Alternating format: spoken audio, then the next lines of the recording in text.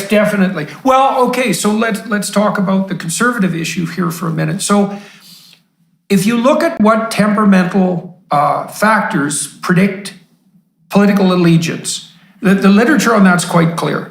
If you're higher in openness, if you're higher in creativity, and you're low in conscientiousness, you tend to move to the radical left, let's say. And if you're high in conscientiousness and low in openness, you tend to move towards the conservative front. And there's a constant dialogue between those extremes, because the creative people are necessary to make changes when changes are necessary, but dangerous otherwise. And the conservative types are very good at maintaining functional tradition, but are intransigent in the face of necessary change. And so free speech is actually the mechanism by which that conundrum is mediated. Because people who can engage in free speech can keep arguing about which traditions need to be carefully modified. Okay, so, but here's the problem that it presents on the conservative front. So conservatives are not visionaries.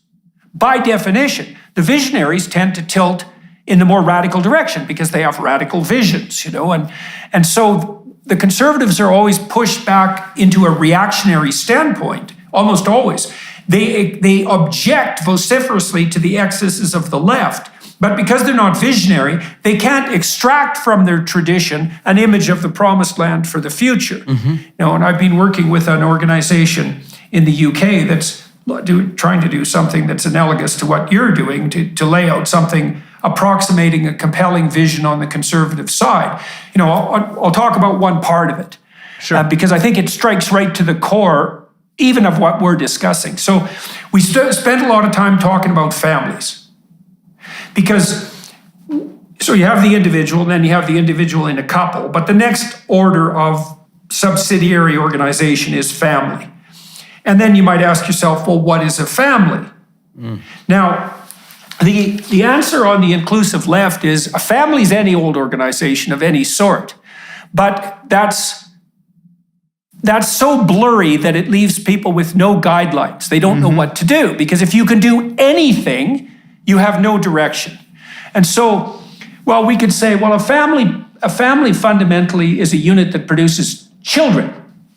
And if you're not willing to buy that definition, well, then you could go develop your own definition of family. But it seems to me that there's something core about laying the groundwork for the emergence and proper rearing of children that's key to what constitutes a family. And then one of the corollaries of that is, well, if you're going to have children, you're probably going to need to have a man and a woman involved. It kind of works because otherwise that way. It's extremely, well, it's very difficult otherwise. And that actually turns out to be relevant when you're thinking about an ideal. So I talked to Dave Rubin about this, for example. So Rubin, who's conservative and gay, is married to his partner, his husband, Dave, and they went through the entire surrogacy route to have a couple of infants. And it was very, very, very, very, very complicated, both ethically, practically, and financially. And they managed it so far. They have these 2 kids, and I suspect they'll do a perfectly good job of giving these kids a wonderful home. But they're also incredibly financially, privileged. Dave's earned it, but they have the capital to make this non-standard solution a possibility. But it's by no means duplicatable for the typical person. I mean, the simplest way to have a child for the average person is to have a man and a woman involved. And you can use technological intermediaries, but it can't propagate easily, that solution. And so one of the things that's emerged, this is extremely interesting, one of the things that's emerged on the cognitive neuroscience front recently, and the same things happened in the field of AI, is the realization that at the center of all of our concepts is an ideal. That's actually how we categorize. We categorize just like Plato initially hypothesized. We literally categorize in relationship to an implicit ideal. I think you're right. To even use the term family, and for that to be meaningful, there has to be an ideal. And the organization that I've started working with and helping put together has made it part of our formal propositional landscape that the ideal has to be something like stable, long-term, monogamous, heterosexual, child-centered couples. And now, the problem with the ideal, this is what the postmodernists have shaken their fists about forever, especially the French like Derrida and Foucault. The problem with the ideal is that it marginalizes, right? Because the more distant you are from the ideal, the less you can fit in. And so the question then arises, what do you do with the margin? And that's also a question that's so old that was even dealt with in biblical times, by the way, the problem of the fringe or the margin. And the answer has to be something like, look, everybody falls short of the ideal. Like even a stable married heterosexual couple, lots of the times during their, say, 30-year marriage, they're going to fight, they're going to wish they were divorced, they're going to wish they were with other partners, there might be affairs, lots of people end up divorced. The vast majority of us will never realize the ideal. Well, none of us will in totality. But that doesn't mean we should sacrifice the ideal. What it means is that we should put forth the ideal forthrightly, but allow the necessary space for deviation from the ideal so that everybody can move forward despite the fact that the ideal has to rule. It's a great framing. I just want to jump in there for 1 second to draw even one further distinction, if I may, First is there's the sense in which each of us falls short of our ideals, okay, both as individuals and even as a nation. I mean, you could extrapolate this to the American level and, take the critique of America as a nation is that, well, America's hypocritical, right? It had nations it set into motion, but there were slaves on day one, ergo the ideals themselves are false. No, in fact, hypocrisy is probably pretty good evidence that you have ideals, right? There's no sense in which, for example, the Chinese Communist Party could be called hypocritical. You can't be called hypocritical if you actually are measured against fundamentally nihilism at your core. So idealism and the existence of ideals makes hypocrisy possible. We should be grateful when we see hypocrisy because then we know we have two things. We have both ideals and we have something that is real. And something that is real never matches or rarely ever matches the ideal. So there, in a certain sense, we should be vindicated. We should feel reassured that we're doing something right because we have both ideals and reality. And that's just true at the individual level. Of anybody who's in a married relationship knows this. If they don't admit it, they're lying to you or they're lying to themselves. It's just truth, okay? I think that is still distinct from a second question that you raised, which is also a good question, which is I think what the left, and I'm a big fan of taking the best arguments we possibly can to understand, what we're taking seriously here. Is the marginal point, is who's at the outer end of the margin. And there, I think some of this relates to not just a failure of an individual temporally over the course of a lifetime to depart from the ideal, but some ways in which a certain person cannot themselves be part of the ideal ever, because their genetics are real, right? What brings us into this world is real, be it gender, be it sexual orientation, be it other attributes that make one successful or not in a system that's set up in a certain way. There is literally a reality of permanent marginalization for some, even according to an ideally structured system. And so I think it's important to take that seriously. But the problem with the modern left, the modern radical left, is it turns that exercise of interrogating the question of what we do at the margin and makes a whole new system out of it, right? What began as a challenge to the system on behalf of the marginalized becomes the new system. That is the essence of the woke cancer, actually. I didn't mind it when it was an idea in the halls of a liberal arts academy to think about, at least debate, how it is we accommodate the people who are marginalized in a system that is still an ideal system. That's an open conversation that, at least under parameters of free speech, which, as you said, is an intermediating mechanism between kind of the creative liberals and the what was the juxtaposition to creative conscientious conservatives. That's great, but as long as we have free speech. But the problem is, when that challenge to the system becomes the new system, we're then heading to a very different place than even the ideal that the pro-marginal camp would have argued for. Okay, well, so we can lay that out a little bit too. What happened to Nicola Sturgeon is a perfect example of that, the Prime Minister of Scotland who just resigned. Because here's the problem with the fringe, okay? So the ideal in the center is a unity. It's a single thing. The fringe is a multiplicity. Mm-hmm. Now, the problem with the fringe is that because it's a multiplicity, it can't occupy the center without destroying the ideal. And that just brings the whole category to collapse.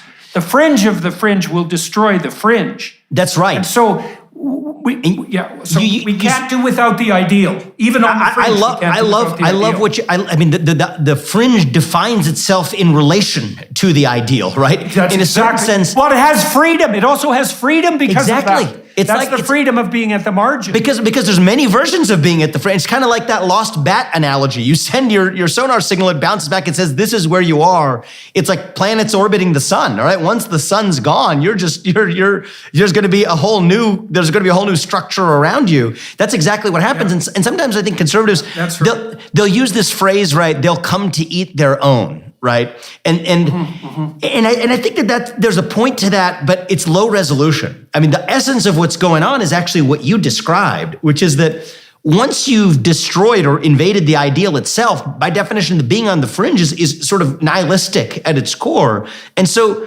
At that point, it's a free-for-all, which is to say that, okay, well, you thought you were on the fringe as being gay. Well, guess what?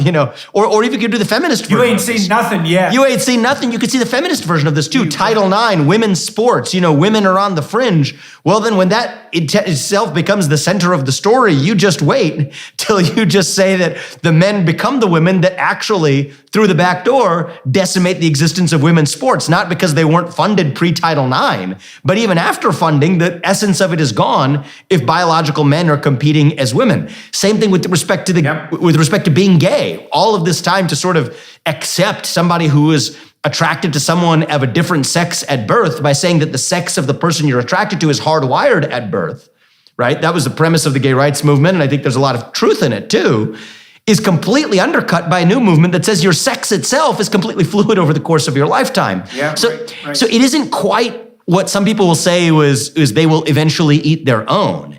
It's the fact that they've itself lost the structure against which they at least had the liberty to be on the fringe of, right? And so that's not to say that we shouldn't have, conversations for, disabled people or whatever in the American Disabilities Act context. That's what comes up in a political context. There's a whole discussion to be had about how we deal with this problem of the fringe, how we deal with accommodation against the backdrop of ideals. And I want to be really clear.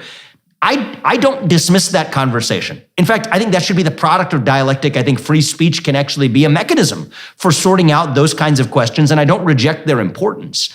But I think that what's happened right now is the obsession with the fringe has eviscerated the ideal itself, which leaves both those who espouse the ideals and even those who identified themselves as one time being a member of a fringe all worse off in the end. And that's exactly where we are. And that's due to a failure of the conservative movement. It's a failure of the conservative movement. See, we can blame the people on the fringe for, getting us there. They were just the agents and the pawns who moved it. But it's the role of the conservative movement to keep that structure intact.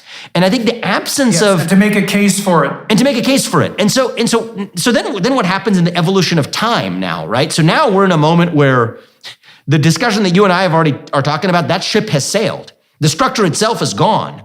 What does that require? That's what makes this so difficult. And I think that in some ways, you've made a more powerful philosophical case for my candidacy that in my first week I have yet to do yet, which is that it requires defying the odds of having somebody who is both conscientious conservative, as you noted, but who has the capacity for being visionary and having the vision of recreating that structure, that solar system around which the rest of the fringes can orbit. And that's inherently an unlikelihood. But by the psychological nature of creativity and conscientiousness, those are not supposed to coincide. That's what sets a really high bar.